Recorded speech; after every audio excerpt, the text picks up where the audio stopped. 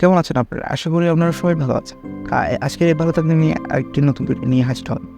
তো আপনারা সবাই জিমেইল পাসওয়ার্ড কীভাবে বদলাতে চান তা জানতে চান। আচ্ছা, জিমেইল পাসওয়ার্ড কীভাবে বদলাতে হবে তা হচ্ছে যা করতে হবে, প্রথমে প্লে স্টোরে চলে যাবেন।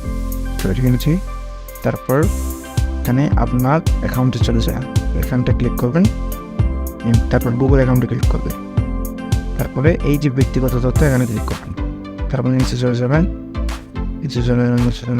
এই তো এখানে এই যে পাসওয়ার্ড লেখা আছে এখানে ক্লিক করবেন, তারপর এখান থেকে পাল্টিয়ে আপনার পুরোনো পাসওয়ার্ডটি এখানে বসাবেন, আপনার পুরোনো পাসওয়ার্ডটি এখানে বসিয়ে তারপরে পরবর্তীতে দিলে তারপরে পাল্টি করবেন, তারপর একটি নতুন পাসওয়ার্ড বসে পাল্টে নেবেন। অথবা যদি পাসওয়ার্ড না হয়ে থাকে আপনার মোবাইলের পাসওয়ার্ড দিবেন, তারপর একটি নতুন পাসওয়ার্ড দিয়ে নিতে পারেন।